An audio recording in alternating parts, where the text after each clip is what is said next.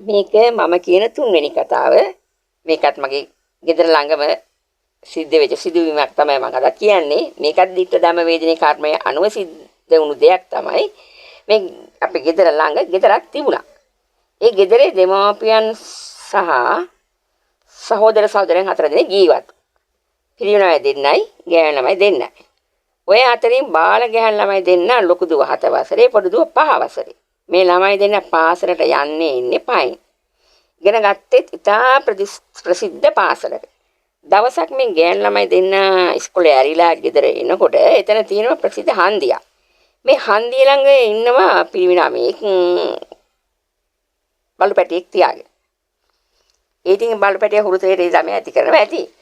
ඒ තරුණයා බලපට ඉන්නකොට අනේ හදිසියෙම වගේ අර එතනින් ගිය ගෑනු ළමයාගේ පොඩි ගෑනු ළමයාගේ කකුල ඇල්ලුවා අර බලු පැටිය. ඉතින් ඒ තරුණයාට මුකුත් කර කියා ගන්න දෙයක් නැති වුණා. මේ ගෑනු ළමයි දෙන්න ඉතින් කෑ ගහන්න ගත්තා. ඉතින් එදා ඒ පාරේ දාන විරාවට මේ සපතු දාන්න තිබුණෙත් නෑ. ඉතින් සමහර කකුල අල්ලන්න නැති ආදරයට වෙන්නත් පුළුවන්. ඉතින් එහෙම වෙන්නත් පුළුවන්. ඒ වුණාට ඉතින් කකුල හීරුණ හින්දා ඒ ළමයාත් පොඩි නිසා මේ අහල පහල ඉන්න අය අහනකට කෑ ගහලා වතුර ගෙනල්ලා සබන් එහෙම දාලා හොදර එහෙම අවශ්‍ය ඉතින් මූලික ප්‍රතිකාර කරා. ඊට පස්සේ දරු දෙන්නට කිව්වා ඉතින් මෙහෙම බලපැටි හීරු බව දෙමාපියට කියන්න කියලා.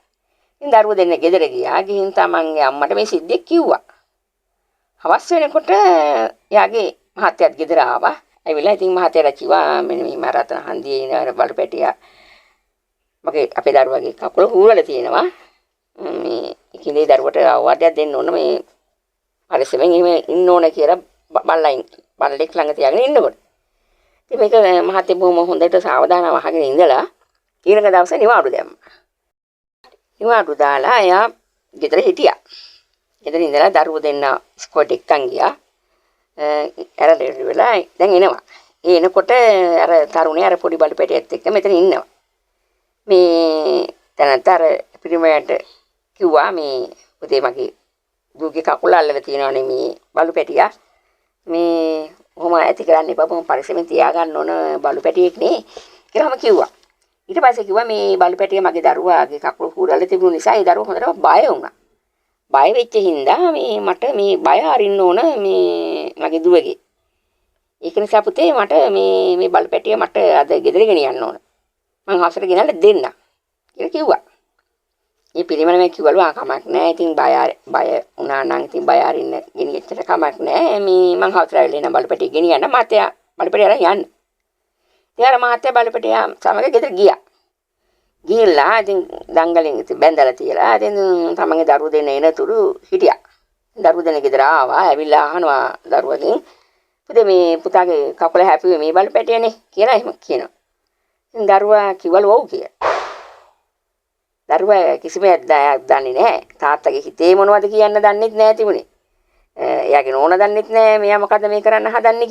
මේ තාත්තගේ හිතේ මොනවද තියෙන්නේ කියලා කාටවත් තේරුම් ගන්න බෑ. හිත ඇතුලේ පේන්නේ නැහැ නේ කාටවත්. ඊට පස්සේ එකපාරටම අර පැත්තක තිබුණු පොල්ලක් අරගෙන අර බලු පැටියට ඔලුව ගහගෙන ගියා.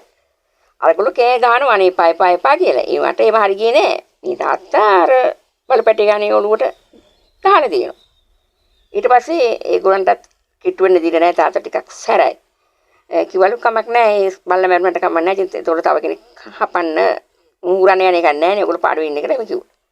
ඒගොල්ලන්ට හැබැයි මේ සිද්ධියට බොහොම කම්පා වුණා. අනිත් පවුලේ ඔක්කොම. නමුත් කරන්න දෙයක් නැහැ. තාත්තට උඩින් යන්න විදියකුත් නැහැ. අර බලු පැටියා කෙදිරි ගාලා මැරුණා. මැරුණට පස්සේ දන් වලින් ඇදගෙන ගිහිල්ලා අදාළ තරුණයාට බාර දුන්නා. මෙන්න අර මේ බලු පැටියා මේ ඊට පස්සේ මෙහෙම බලු පැටියා පාරේ තියාගන්න එපා කියලා කිව්වා. අනේ ඉතින් අර පිරිමිණාවේ පොඩි ළමයෙක්නේ වැඩි වයසක ළමෙක් නෙමෙයි. ඒ සෑහෙන අඬන්න අරගෙන තියෙනවා. හොඳටම අඬලා කිව්වා නේ මෙහෙම අපරාධයක් කරනවා නම් මම දෙන්නේ නෑනේ අංකල්. බැයි මෙහෙම මගේ පැටියට මෙහෙම අපරාධයක් කරේ. කොච්චර පවුද බලන්නකෝ තේරෙනව නම් එහෙම හපන්නේ නෑනේ මාමි කීකි කොහොමම අඬලා තියෙනවා. කරන්න දෙයක් නෑ. ඉතින් මගේ හැටි මෙහෙම තමයි කියලා කිව්වා. ඉතින් මොනෝ කරන්නද ඉතින් දරුවක ගහගන්නේ ළමයාත් පොඩි ළමයි ඉන්නේ. ඉතින් බලු පැටියේ වල දාලා ඉතින් කොහොම හිටියා. ඒවම ඉන්නකොට දැන් අර ඒ අදාළ මහත්තයාට දැන් අවුරුදු 50කට කිට්ටුයි. අර දරුවත් ඉතින් හිමින් අර තරුණයත් වැඩිනවා. ඉතින් අපේ රටේ තිබුණනේ යම් කිසි අඳුරු කාලයක්. ඒ කාලේ කුමක්ද කියලා මට පැහැදිලි කරන්න නෙමෙයි මේ මගේ බලාපොරොත්තුව. මේ වෙලාවේදී හැමෝම දන්නවා මේ අඳුරු කාලය මොකද්ද කියලා. මේක දේශපාලන කතාවක් නොවන නිසා මම ඒක වැඩි කියන්නේ. ඉතින් ඔහම එහෙම ඉන්නකොට ඒ කාලය තුළ සිදුවීම් ඉතින් දවසක් රාත්‍රියේ උදා වුණා. මුළු පළාතම බොහොම අඳුරුයි. මුළු ගම්මානම බොහොම අඳුරුයි. කොතනකවත් එළියක් ඇත්තෙත් නැහැ. පත්තු කරන්නත් බෑ. යම් පිරිසක් ආවා අර මහත්තයා ජීවත් වෙන ගෙදරට. ඇවිත් අර මහත්තයාගේ නම කියලා කතා කළා. අයියේ දොර අරින්න කියලා. මම මේ අයියා කියලා කියන්න හේතුවත් ඒ සහෝදරයා මම දන්න මගේ ඥාති වෙන සහෝදරයෙක් නිසායි මම මේ කියන්නේ. පස්සේ තමයි මට ඉතින් මේ විස්තර කිව්වේ ඒ අක්කා. ඉතින් හරි 12ට විතර ඇවිල්ලා මේ මහත්තයා දොර අරගෙන එළියට යන්න ගියා. යන්න ගියාම ඉතින් නෝන දුවල ගිහිල්ලා ආවා. ඇවිල්ලා කිව්වා මේ අනේ දැන් එක්කන් යන්න එපා මේ පස්සේ එක්කන් යන්නකෝ මේ මහා කලුවරේ එපා කියලා කිව්වා. ඒ පාරේ කිව්වා නෑ අපි දැන් තමයි එක්කන් යන්න ඕන. කිසි කෙනෙක් පස්සෙන් එන්න එපා. පස්සෙන් ආවොත් විතරයි මහත්තයට කරදරයක් වෙන්නේ. අපි මහත්තයා ආපහු එවන්න. පස්සෙන් එන්න එපා කවුරුත්. ඔයගොල්ලෝ දොරවල් වහගෙන පාඩුවේ ඉන්න කියලා කිව්වා. ඉතින් මහත්තයා ඉක්මනින් එවනවා කියලා කිව්වා. දරුවෝ ටික නේද? බිරිඳ විතරයි හැරගෙන හිටියෙත් ඒ වෙලාවේ දොරට ගහනකොට කොහොම කියලා ඉතින් අර මහත්තයාත් එක්ක ගියා. ඔතන හිටියා අර බලුපැටිය මරපු ඒ දරුවා. ඒ තරුණයාත් හිටියා. බලුපැටියගේ ඔළුව කුඩු වෙන්න ගැහුව එක ගැනත් එයා දන්නවා. ඉතින් ඒ දරුවා මේ තරුණයා දන්නවා. ඉතින් අර තරුණයා කිව්වලු අර බලුපැටියට කරපු අපරාධ ඒවා මතක් කරගත්තොත් හොඳයි නේද කියලා මේ වෙලාවේ. එතකොට මේ මහත්තයාට තේරුණාලු එහෙනම් මේ මට දඬුවම තමයි දෙන්න හදන්නේ කියලා. ඉතින් මට ආයෙ ගෙදර යන්න වෙන්නේ නැහැ කියලා යා හිතලා තියෙනවා. හිත නැති. ඉතින් අර තරුණ පිරිස එකතු වෙලා කිව්වලු මේ අර ඔය ඒ පැටිය සතෙක්නේ ජීවිතයක්නේ.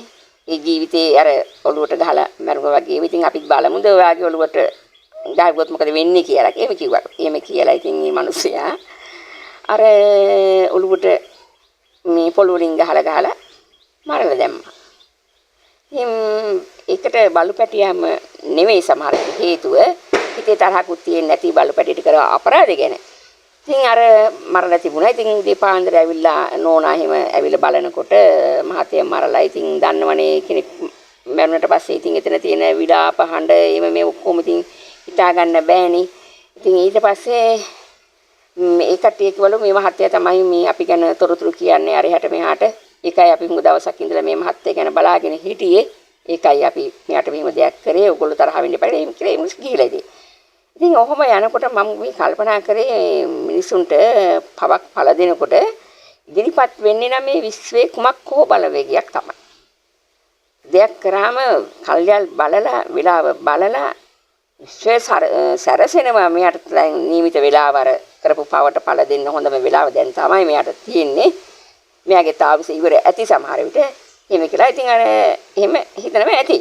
ඉතින් අර කිව්ව විදිහටම අර බලපැටියාගේ ඔළුව කුඩු කරලා මැරුවා වගේම මේ මිනිස්යාගේත් ඔළුව උපුරලා ලේ ගලගල ඉන්න විදිහට තමයි ඉතින් අරම එයාට මරන්න සිද්ධ වුණේ.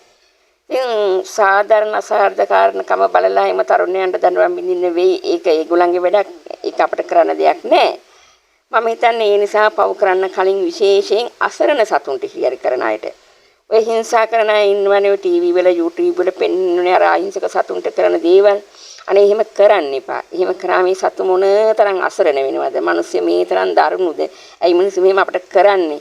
කියා මේකට මේ මිනිස්සුන්ට බැරිද අපිට පොඩි උදව්වක් හරි කරන්න අපිට බත් කටක් දෙන්න බැරිද මේගොල්ලන්ට කියලා එහෙම හිතෙන්නේ ඇති ඒ සතු උනත්.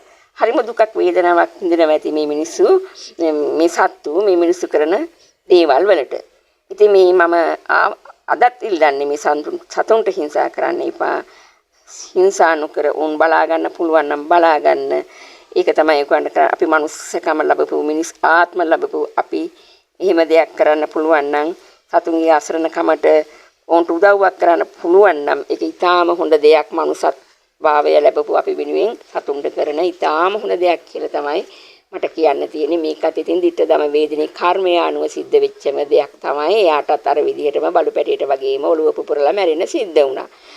මේ මං ඉතින් සතුටෙන් කියනවා නෙමෙයි. ඉතින් මං කියන්නේ පව් කරන්න එපා කියන එක තමයි මේ කියන්නේ. කරොත් නම් ඉතින් කොයි වෙලාවක හරි කොයි මොහොතක හරි දඬුවම නම් විඳින්න වෙනවා. ඒක නම් ඉතින් නවත්තන්න බෑ කාටවත්.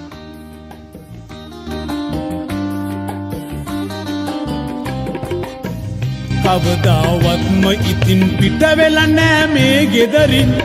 අපි ගියේ අපේ ගමන් නුඹ හිටියාගේ රකිමින්. ගෙදරට එන සේරම පිළිගත්තත් මම සතුටින්. නුඹ හඬගා කිව්වා මිදෙන්න මට නපුරන්ගෙන්. කන්නට දුන්න මිසක් නුඹට දුන්නේ නෑ පඩියක්. කෑවෙත් ලැබෙන දෙයක් ඉල්ලුවේ නෑ හොඳ කෑමක්.